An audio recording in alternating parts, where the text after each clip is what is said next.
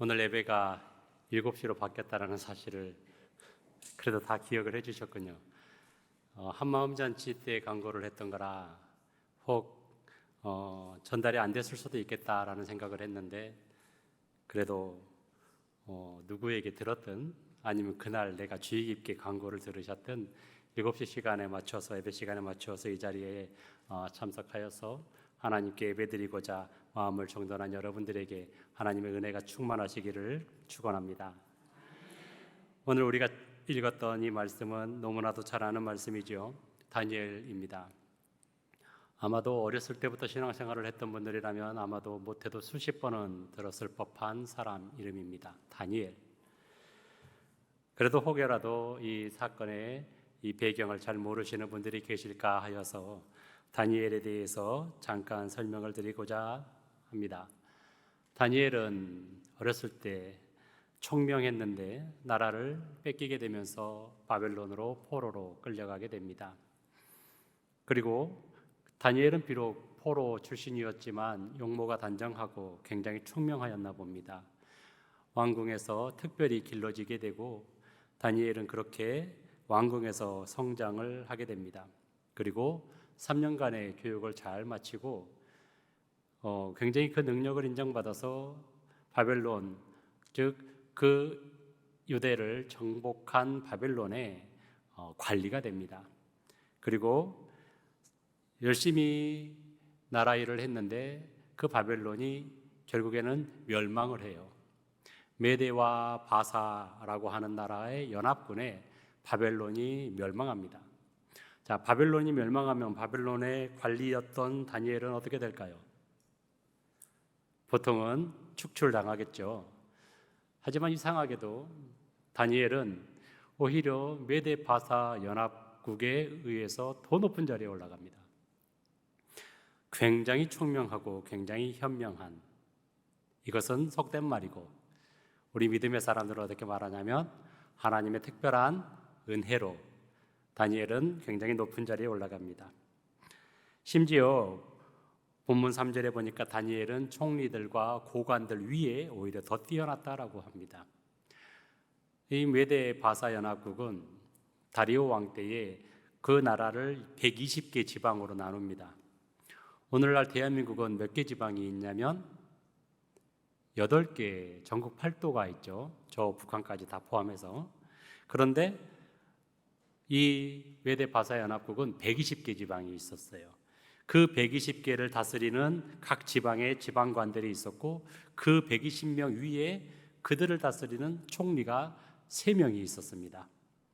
그리고 그 총리들보다도 뛰어난 사람이 바로 다니엘이었다라는 것입니다. 그래서 이 다리오 왕은 다니엘을 높은 자리에, 가장 높은 자리에 두고 그를 사용할까 했었는데 너무 사람이 뛰어나니까 다른 관리들이 이 다니엘을 질시합니다. 어떻게 하면 다니엘을 끌어낼까라는 생각을 합니다. 그래서 다니엘이 그동안 국정을 돌봤던 모든 기록들을 다 살핍니다.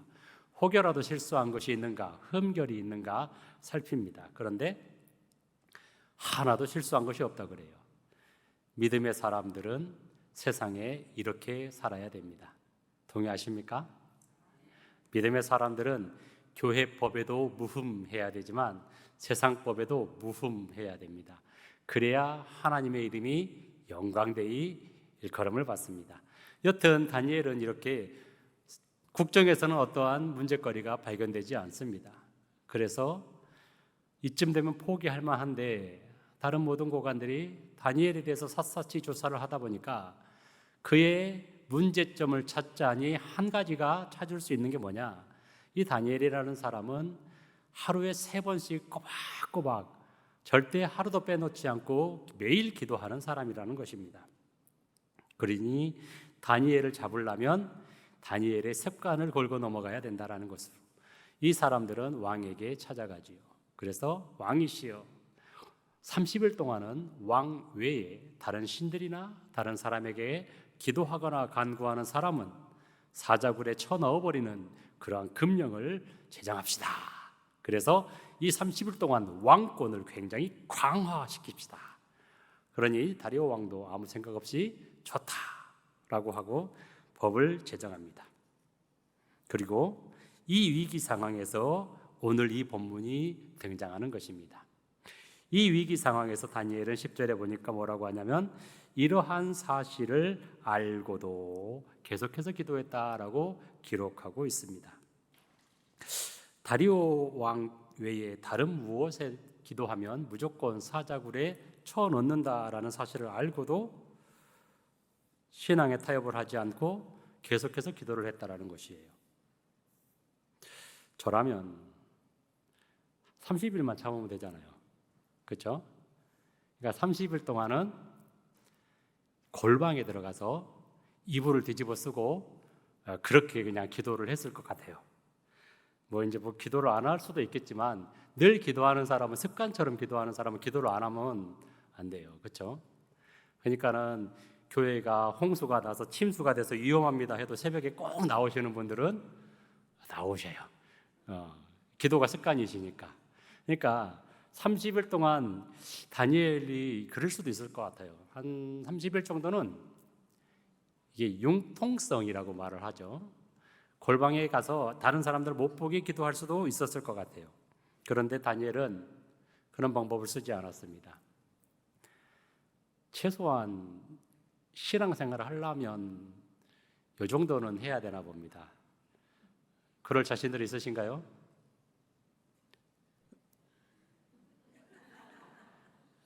정직함이 아마 솔직함이 하나님 보시기에 참으로 아름다우실 것 같습니다. 저도 그래요. 목에 칼을 들이대고 기도해봐라고 하면은 거기서 하고 기도할 수 있는 그러한 신앙이 되어지길 바라는데 쉽지 않아요. 그러니 다니엘이겠죠. 다니엘은 그런 편법을 쓰지 않고 죽음을 각오하고 기도를 했습니다. 그리고 그러한 기도를 하다 보니까 마지막에 10절 마지막에 보니까 하나님께 감사하였더라라고 나옵니다. 하나님께서는 범사에 감사하라라고 말씀하시지만 우리가 하나님께 드리는 감사에도 등급이 있습니다. 등급이 좋은 일이 있을 때, 기쁜 일이 있을 때 하나님께 감사하는 이런 감사는 물론 좋은 감사지만 이런 감사는 이제 좀 최하급 감사입니다. 왜냐하면 믿지 않는 사람들도 좋은 일이 생기면 감사해요. 대상은 다르지만 로또에 당첨됐어요. 25억이 내 통장에 들어온대요. 감사하다라는 거죠. 믿음의 사람이나 믿지 않는 사람이나 좋은 일이 있으면 감사해요. 그러니 이런 감사는 약간 하급입니다. 그러면 중급 감사는 뭐냐? 평안할 때 하는 감사입니다. 평안할 때, 즉 아무런 사건, 사고가 없는 일상이 반복되는데 이것이 하나님께 감사하다라는 마음으로 감사를 하는 것이 쉬운 일은 아닙니다. 여러분들은 오늘 감사했습니까? 오늘 여기에 계신 걸 보니까는 평온하셨어요. 오늘 하루 분명히 평온하셨습니다. 아무런 사고 없이 이 자리에 앉으셨어요. 자, 오늘 하루 감사하셨습니까? 네, 감사. 여기는 믿음이 중급 감사입니다. 그래도 이런 믿음은 쉽지 않아요. 하지만 중급 감사입니다. 정말 어려운 감사는 뭐냐면 문제가 생기고 고난이 닥치고 사건이 갑자기 닥쳤는데 감사가 나오는 겁니다. 모르는 사람들은 미쳤다고 손가락질을 해요. 야, 이런 상황에서 감사가 나오냐? 라고 하는데 이게 감사가 나옵니다. 그런데 고난을 당하자마자 바로 감사합니다 하고 하는 사람은 있을 수 있을까요? 아내가 교통사고가 났어요. 남편이 그 소식을 듣습니다. 그러자마자 주여 감사합니다. 자, 그럼 어떻게 될까요? 장인어른이 쫓아오시겠죠. 김 목사 그리 안 봤는데 하면서 오늘 이 난이도 상의 감사를 우리는 배워볼까 해요. 상황이 어렵습니다. 고난이 닥칩니다. 내 삶에 어떤 문제가 있습니다. 그런데 감사가 나오더라는 것입니다. 감사는 어떻게 나올 수 있었을까? 다니엘의 기도를 보고 다니엘의 삶을 보고 다니엘은 사자굴에 들어갈 수도 있다. 오늘 내 삶이 내일이면 끝날 수도 있다라는 사실을 알매도 불구하고 그는 그의 하나님께 감사하였더라라고 하는 것을 보고 어쩜 이렇게 난이도 상의 감사를 할 수 있었을까 하는 것을 알아보려 합니다. 다니엘이 특별한 사람이라서 그랬을까요? 다니엘이 아무리 특별해도 그도 우리와 똑같은 사람입니다. 그런데 오늘 본문 10절에 보니까 분명히 이렇게 나옵니다. 우리 10절의 말씀은 성경을 보시고 한 목소리로 다시 한번 읽어보겠습니다. 시작. 다니엘이 이 조서에 왕의 도장이 찍힌 것을 알고도 자기 집에 돌아가서는 윗방에 올라가 예루살렘으로 향한 창문을 열고 전에 하던 대로 하루 3번씩 무릎을 꿇고 기도하며 그의 하나님께 감사하였더라. 아멘. 무엇을 했다고요? 기도를 했다고 합니다. 다니엘이 어떠한 어려움에 처했을 때 가장 먼저 오 주여 감사합니다 했던 것이 아니라는 것입니다. 다니엘은 문제가 생겼을 때 늘 하던 대로 감사를 했습니다. 아무리 믿음이 좋은 사람이라 할지라도 억울한 누명을 쓰게 되어졌을 때, 어떠한 어려움에 처해졌을 때, 내가 죽을 상황이었을 때 그 소식을 듣자마자 오 하나님 감사합니다 라고 하는 사람은 있을 수 없다라는 것이죠. 그는 하던 대로 기도를 했습니다. 하루에 3번씩 기도했다라고 하는 것은 하루 기도했더니 감사가 나왔다라는 게 아니라 그는 그가 늘 하던 대로 하나님께 평안함을 가지고 평정심을 가지고 기도를 했다라고 나옵니다. 그리고 마지막 부분에 보니까 기도하며 그의 하나님께 감사하였더라라고 나옵니다. 이 말이 무슨 말이냐면 다니엘도 두렵고 불안했을지언정 그는 기도를 하다 보니 그 기도가 감사로 변했다라는 것입니다. 다니엘만 그랬으면 다니엘이 뭔가 특별하니까 다니엘이니까 라고 할 수 있는데 성경에 그와 같은 기도의 공식은 자주 나옵니다. 여러분들도 잘 아시는 요나 선지자가 있습니다. 요나 선지자는 하나님의 말씀을, 하나님의 명령을 듣고 하나님의 명령을 따르는 것이 아니라 도망을 가버렸죠. 도망가다가 큰 물고기 뱃속에 들어갔습니다. 그는 큰 물고기 뱃속에 들어가서 비로소 캄캄한 곳에 이르니 그곳에서 하나님께 기도를 했습니다. 요나서 2장 1절에 보면 이렇게 나옵니다. 1절에 요나가 물고기 뱃속에서 그의 하나님 여호와께 기도하여 라고 나옵니다. 요나도 이 난감한 상황에서 하나님께 기도를 먼저 하였다는 것입니다. 기도를 하다 보니까 계속 기도하다 보니까 기도 끝에 뭐가 나오느냐? 감사가 나오더라는 것입니다. 9절에 이런 말씀이 나오는데 나는 감사하는 목소리로 주께 제사를 드리며 나의 소원을 주께 갚겠나이다. 구원은 여호와께 속하였나이다 하니라 라고 나옵니다. 1절에서 기도를 하였고 그 기도의 끝에 9절에 가서 감사가 나오더라는 것입니다. 기도는 이렇게 감사를 부릅니다. 다시 말해서 감사는 여러분들이 정말로 감사가 소중하게 여겨지신다면 먼저 하던 대로 늘 기도를 하셔야 된다는 것입니다. 여기서 중요한 것은 늘 하던 대로입니다. 기도 안 하던 사람이 고난이 닥쳐졌다고 갑자기 기도하지 못하니까 늘 쉬지 않고 기도를 해야 된다는 것입니다. 이런 사람이 또 나옵니다. 사도행전 16장에 보면요, 사도 바울이 나오는데 사도 바울은 복음을 전하다가 신라와 함께 감옥에 갇힙니다. 감옥에 갇히자마자 오 주여 감사합니다 하지 않았습니다. 16장 25절에 보니까 한밤중에 바울과 신라가 기도하고 그리고 하나님을 찬송함의 제수들이 듣더라라고 나옵니다. 바울과 신라도 그랬습니다. 복음을 전했습니다. 하나님을 알렸습니다. 예수 그리스도를 알리는 삶을 살았습니다. 그러면 하나님이 복을 주셔야 맞는데 감옥에 갇히게 됐습니다. 이 상황이 도대체 어떤 상황이냐? 내가 그럼 잘못된 삶을 살았다는 말이겠느냐? 그럴 수 있죠. 그런데 원망하기보다는 하나님께 기도를 했습니다. 늘 하던 대로 하나님 예수 그리스도를 전하는 삶을 살았는데 내가 이 감옥에 갇히게 된 것이 도대체 무슨 일입니까? 내가 아직도 복음을 전해야 될 사람이 저기 저렇게 많은데 내가 감옥에 있다니요. 그런데 기도하다 보니 기도 중에 하나님의 뜻을 알게 됩니다. 네가 그 바깥 세상에 있을 때 언제 이 감옥 안에 있는 사람들을 만나겠느냐? 이제 이곳에서 이들에게도 하나님의 사랑을 전하도록 내가 너를 여기로 인도했다라는 그 하나님의 뜻을 발견하고, 그리고 바울과 실라는 찬송하며 하나님께 찬송함의 제수들이 듣더라라고 기록하고 있습니다. 기도가 찬송으로 바뀌었고 바로 감사의 찬송이 나오더라라는 것입니다. 바로 이것을 통해서 우리는 알 수 있습니다.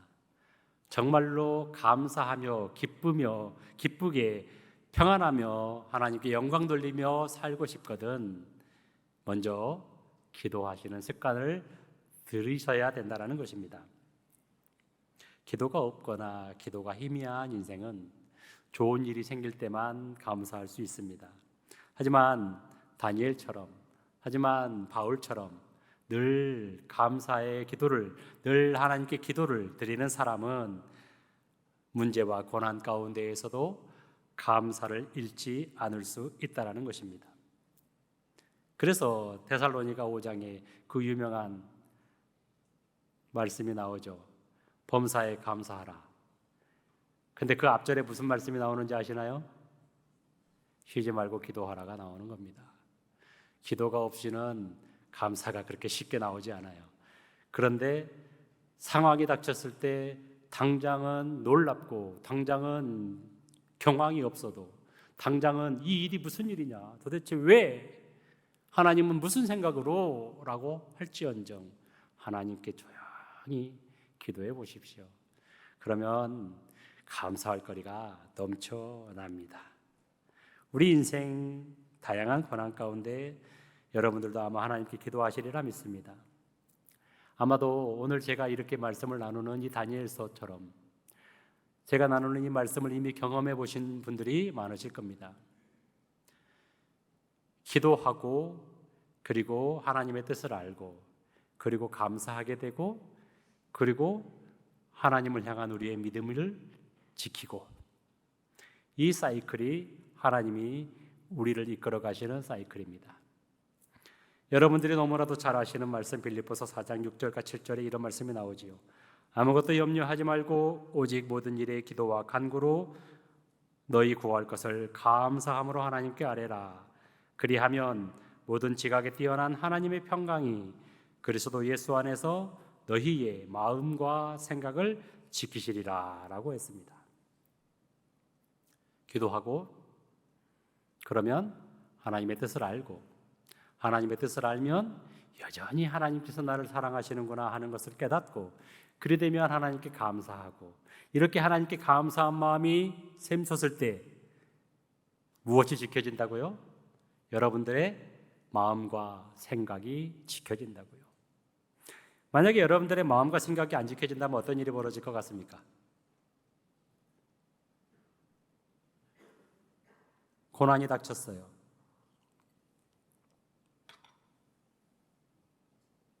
갑자기 사고를 겪게 됩니다. 내 사랑하는 사람이, 우리 가족 중에 누군가가 갑자기 사고를 맞이합니다. 갑자기 청천벽력과 같은 소식을 접합니다. 기도하지 않고 그리함으로 하나님의 뜻을 알지 못하면 10명 중에 8, 9명은 하나님을 원망합니다. 그리고 도대체 하나님은 내가 뭘 그렇게 잘못했다고, 내가 뭘 그렇게 잘못했다고 나에게 이런 일을 행하시는가, 그러면서 하나님께 등을 돌립니다. 하나님께 등을 돌리면 어떻게 됩니까?